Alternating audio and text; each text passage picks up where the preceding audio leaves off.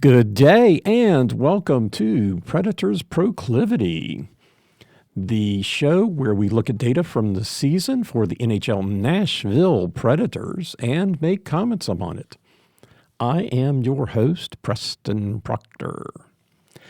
Okay, so we are in the playoffs. The playoffs started on Saturday. It's Monday, and two of the matchups haven't started yet. The Kings playing Edmonton is tonight, as is the Dallas Stars versus the Vegas Golden Knights. They play tonight. Everybody else has played, and some of the other teams that played on Saturday are already playing again tonight. So that's great. Only skipping a day. The playoffs should go quickly that way. Hopefully not too quickly, especially given how the Preds played last night. Hopefully it lasts a little bit longer. A quick update. Last playoff, or my initial playoff preview, I apparently forgot to unmute my track when I bounced it and then uploaded it. I have rectified that mistake, and hopefully it has been pushed out. And if you are listening to the playoff update and you're not hearing me, or you were listening to it, that should be changed now. You should be able to go back and listen to that. Sorry about that. Rookie mistake. Anyway, the playoff update. Again, there's going to be no reordering at the end of this. The format is 2 games at home for the top seed, then 2 games at home for the lower seed, and then they alternate 1 game, 1 game, 1 game, with the higher seed getting 4 games, alternating being at the higher seed and the lower seed. Again, there's not going to be any reordering. They have the playoff bracket set, and that's how it's going to roll.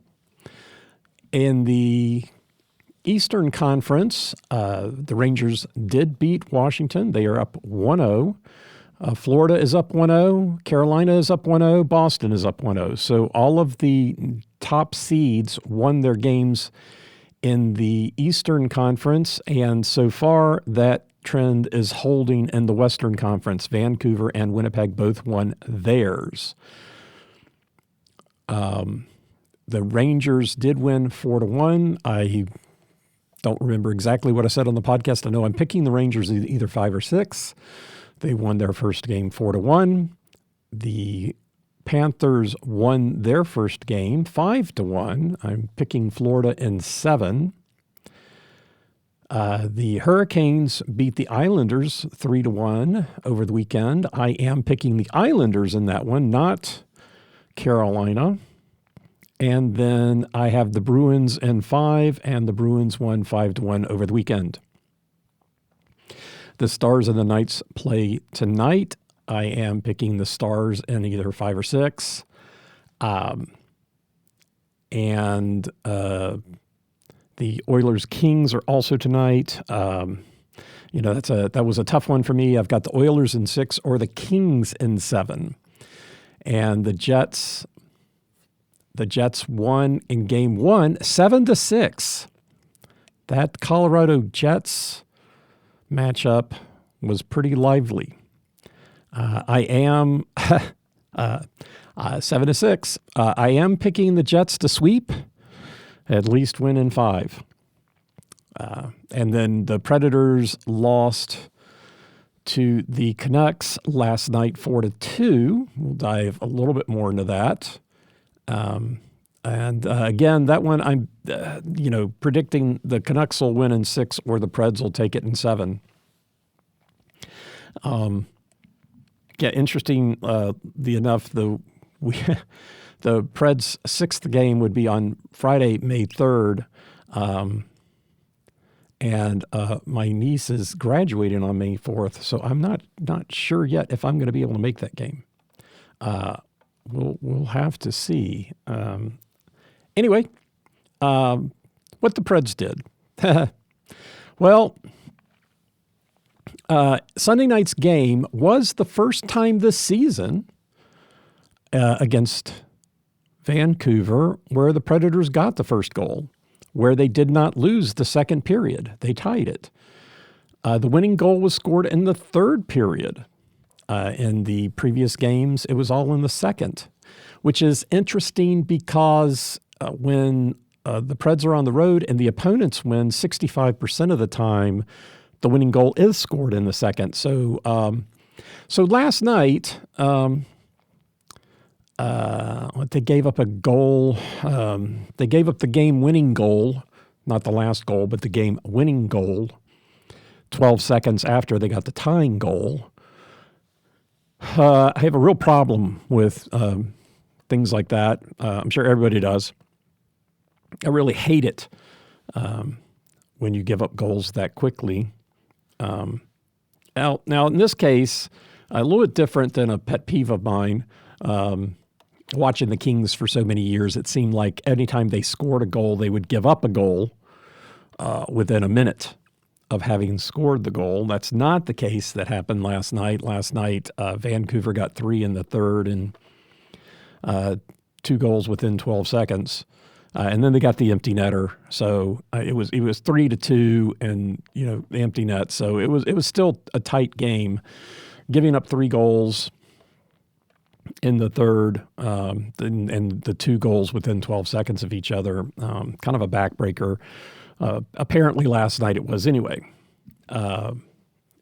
Looking at the other games against the Vancouver, the Predators in all 4 games, 3 in the regular season and 1 in the playoffs, have scored 2 goals in every game. Now they have lost every game they have played Vancouver this time. In the regular season, Vancouver scored 3. First time in Nashville, they scored 5 in Vancouver, and then they scored 5 again in Nashville the third time they played, and then last night they scored 4. Looking at some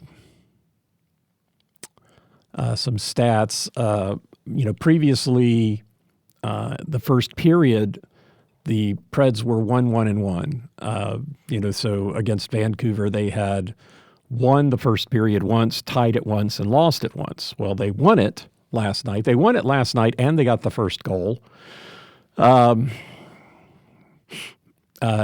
Interestingly enough, in the only regular season game of Vancouver, they also won the first period. So they have a history so far of winning the first period, and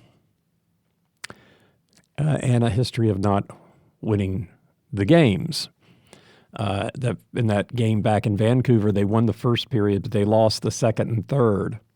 Last night they were 1-1-1. They won the first, they tied the second, and they lost the third. When they get the first goal in the first period on the road this season, they were 16-5-1. When they win the first period, they were 13-3-1. So getting the first goal, winning the first period, tying the second period. That was still, pretty good. When previously in the regular season, when they win the first period and tie the second, they were 3-0. Not a huge data set, but that's good. Win the first period, tie the second. Those of you who have listened to the show more than half a second know that my big issue with the Preds, which is why I started doing this data collection for myself, the issue that I had was that I felt like in the second period, especially at home, the Preds did not play very well. It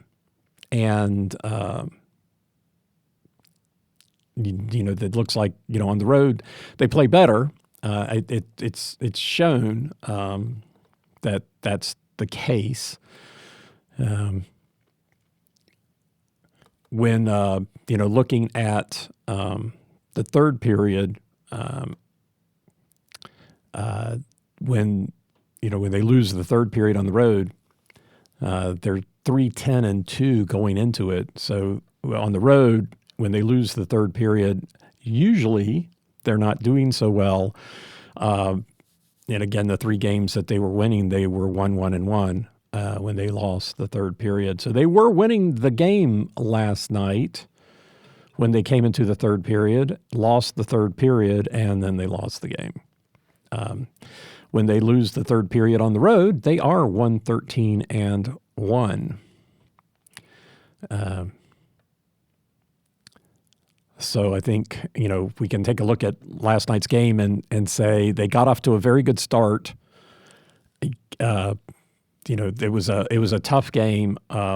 It looked very back and forth. Vancouver did look very good, and I thought the Preds coming out of the first period with a win was great. I thought they really kind of withstood the storm, so to speak, and then the second period happened and they tied.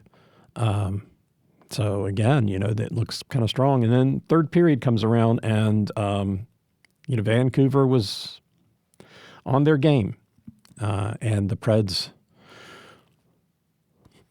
weren't, at least as much, right? So anyhow, I guess takeaways are that they did change some of the mojo or that they had against Vancouver in the previous 3 games. Again, the first time that they got the first goal, that they did not lose the second period. In the other 3 games, they lost the second period, all 3 games. And then they did push Vancouver into the third period. So, lots of good stuff going on there. The big takeaway, they got to score more than 2 goals. They haven't done that against Vancouver this season. 4 games, again, not a huge data set, but 4 games, 2 goals each. And interestingly enough, Vancouver averages more than 2 because, they've won them all. Anyhow, that's your playoff update. Going to keep it short today. Since all we're doing is talking about last night's goal and kind of giving a quick update. Things are on track in the playoffs, and there are more games tonight, including 2 in the Western Conference. The 2 series that haven't started have their series debut tonight, and I think there's 2 games in the Eastern Conference that are also today. A little nitpick. The East Coast games were nice and early yesterday, and the Preds game got started at 9 o'clock. 9 o'clock Central Time, 10 o'clock Eastern Time. All the media had gone to bed. I'm sure. Anyway, that's a different podcast. The one's coming up on the bias against Western Conference teams when they come to giving awards, unless they're giving it to Connor McDavid. So, anyway, that's where we're at. The next game for the Preds is tomorrow night, the 24th. And then they play here. I'm not calling it off on my right away, but so hopefully the Preds will pick up with a win in the next one, rectify the ship. They played well last night. There's a lot good to take away from. Now that they're in Vancouver and they're not traveling, they can get their schedules down. I think the game is, no, that's Sunday. Yeah, the games are Friday, Sunday here. Sunday's game is at 5, so 7:30 on Friday, and then 5 o'clock on Sunday. So Friday, so yeah, but this is Monday. So tomorrow night is the next game. I'm sorry I'd be rambling. Anyhow, the game will probably be late tomorrow night. They are in Vancouver in the Pacific time zone. So the Preds did play well last night, hoping to get some momentum. First game, all of the home teams won the first round. Not unexpected. They are the higher seeds playing at home. So that's not a bad thing to have lost the first game, but they did play well. So there's a lot of positive things to take away from that. Hopefully the Preds will get one in Vancouver. That'll shift the focus and shift the mojo, and then they'll come back here to Nashville, and they'll be here in Nashville on Friday. Anyway, have a great day, and I will talk to you after the next Preds game. Thanks for listening. I'm Preston Proctor, and you've been listening to Predators Proclivity.